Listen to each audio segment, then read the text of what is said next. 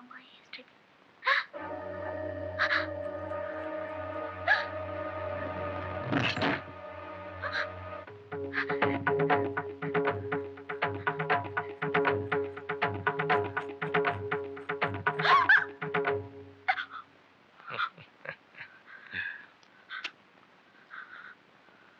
ஏண்டி ஓடுற? கோயில்ல புடிச்சேன்னு பாக்குறியா? சாமி கிட்ட பூ போட்டு கேட்டேன். உத்தரவு வந்துச்சு. உன்னை அனுப்பிக்கலான்னு. சாமி உத்தரவு மீறக்கூடாது. முருகா முருகா முருகா முருகா முருகா முருகா முருகா. தப்பு. என்ன கோயில் அடிச்சுட்டேன் பாக்குறியா? சாமி பூ போட்டு கேட்டேன். உத்தரவு வந்தது. உன்னை முடிச்சிடலான்னு. சாமி உத்தரவு மீறக்கூடாது. How is it?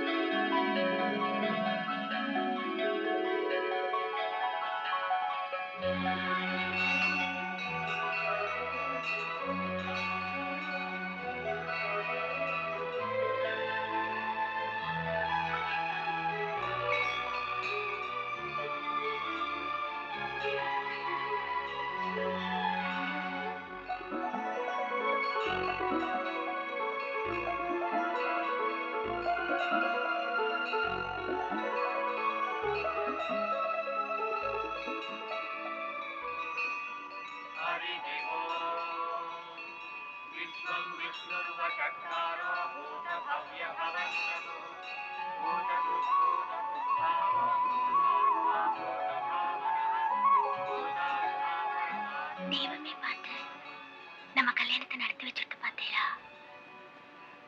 கூடிய சீக்கிரம் பெரியவாள்கிட்ட பேசி நல்ல நாள் பார்த்து முறையா நீங்க என் கழுத்துல தாலி கட்டுற வரைக்கும் இது அப்படியே என் கழுத்துல இருக்கட்டும்.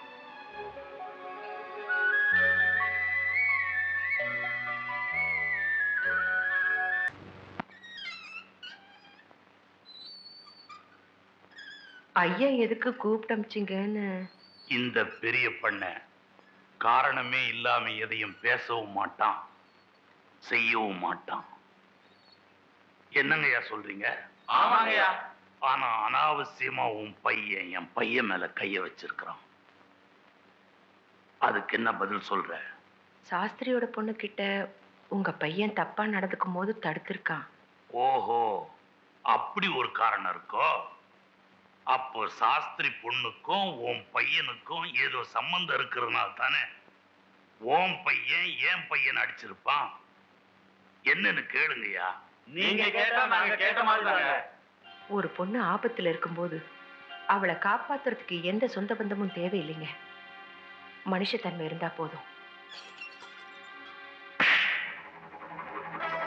ஏண்டி நாயே, 10 வருஷத்துக்கு முன்னால உன் புருஷன் வாங்கின 50,000 ரூபாய் கடனை திருப்பி கொடுக்க வக்கில்ல, ஏன் முன்னால வந்து என்கிட்டயே நியாயம் கேட்கிறியா? இப்ப அந்த கடன் வட்டியும் முதலுமா சேர்ந்து 1 லட்சம் ரூபாய் இருக்குது. உன் புள்ள ரோஷம் உள்ள ஆம்பளையா இருந்தா ஒரே வாரத்துக்குள்ள அந்த கடனை திருப்பி கொடுக்க சொல்லு. இல்ல உன் வீட்டை ஏலம் போட்டு 2 பேரையும் தெருவு கொண்டாக்குறேன். போ போடி.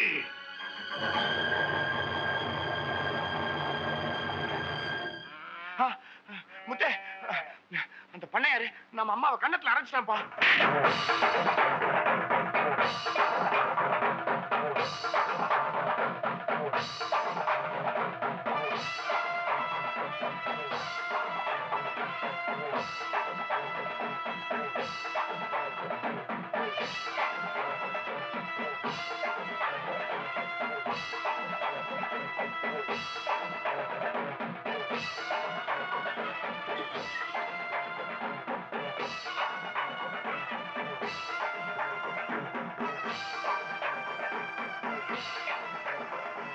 முத்து, அறிவாளோட எங்கடா போற? என் அம்மா மேல கை வச்சவனை நான் உயிரோட விட மாட்டேன். சரிடா, வெட்டி கொன்னுட்டு ஜெயிலுக்கு போயிடு. நான் ஒரு கொலைகாரனோட அம்மாங்கிற கெட்ட பேரோட பைத்தியக்காரியா அனாதியா அலையிறேன். உன் கோபத்தை அறிவாளால காட்டாது, அறிவாளை காட்டு.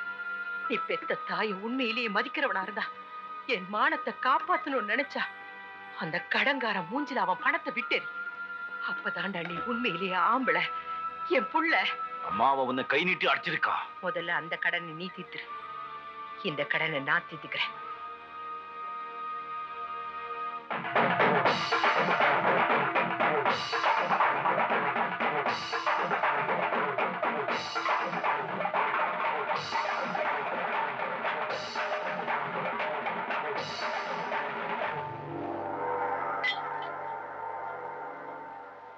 இப்போ தெரியுதா அந்த போட்டியில கலந்துக்க நான் ஏன் அவ்வளவு பிடிவாதமா இருந்தேன்னு? கலந்துக்கணும்னு நினைச்சு சரிதானே. ஒருவேளை போட்டியில தோத்துருந்தா நிச்சயமா ஜெயிப்பேன்னு எனக்கு தெரியும். ஏன்னா மேடையில நான் பாடின பாட்டு என்னுடைய பாட்டு இல்லை, அந்த தேவி எனக்கு சொல்லி கொடுத்த பாட்டு. மனசு உடைஞ்சு போயிருந்த நேரத்துல தேவி தான் இந்த பாட்டு போட்டி பத்தி ஒரு நாள் சொன்னா. அவ தான் என்னை மட்ராஸ் அனுப்பி வச்சா. அவ எனக்கு சொல்லி கொடுத்த பாட்டை வச்சுதான் நான் இப்போ என் அம்மாவோட கடனை தீர்க்க போறேன். தேவி என் வாழ்க்கையில மறக்க முடியாது. இது அம்பாள்கிட்ட பிரார்த்தனை செஞ்சு கொண்டு வந்த கயிறு. என் ஞாபகார்த்தமா எப்பவும் உங்க கையிலே இருக்கணும்.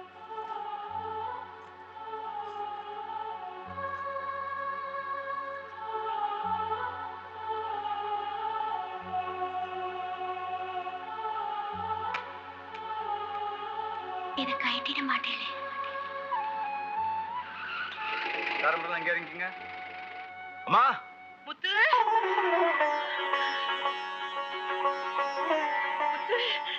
அம்மா நீங்க வாங்கம்மா. எங்கடா? நீங்க வாங்கம்மா சொல்றேன். டேய். நீங்க ஏறு.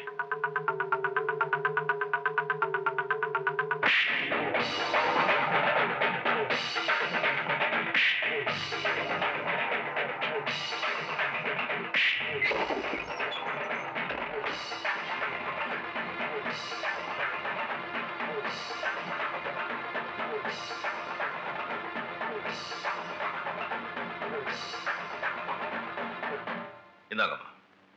நம்ம பண்ணையாரையாவுக்கு வட்டி முதலமா கொடுக்க வேண்டிய 1 லட்சம் ரூபாய் உங்க கையாலேயே கொடுத்துருங்க.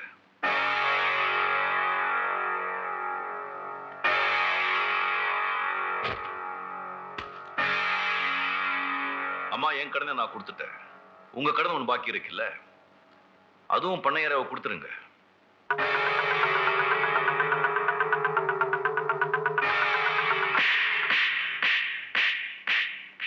என்ன பண்ணையாரையா, இப்போது ஒத்துக்கிறீங்களா நான் ரோஷமான ஆம்பளை? போடா.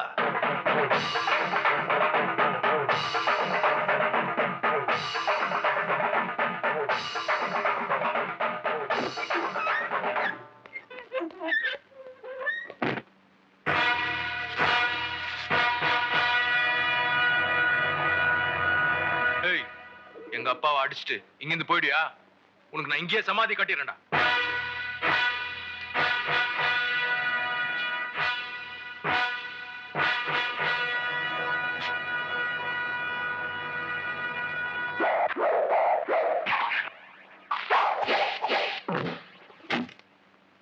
அம்மா 2 நிமிஷம் உட்காருங்க. முத்து, பயப்படாதீங்க, உட்காருங்க.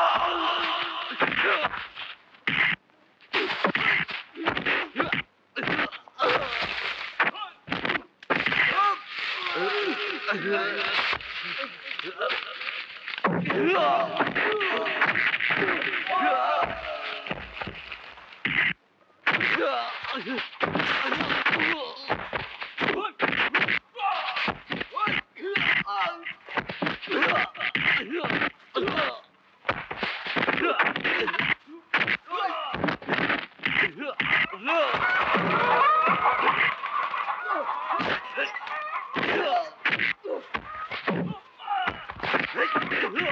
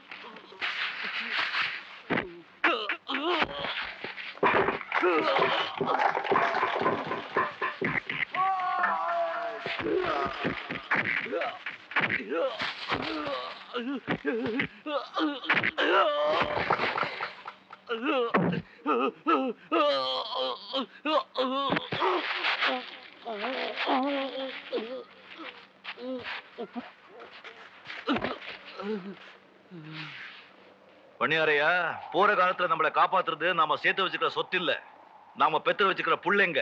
இனிமேலாவது சொத்தை சேர்க்கறதை நிறுத்திட்டு புள்ளைய ஒழுங்கா ஒழுக்க கத்துக்குங்க. How is it? சூப்பர் நைனா. இத பெத்ததுக்கு 2 எருமையை வளர்த்திருக்கலாம்.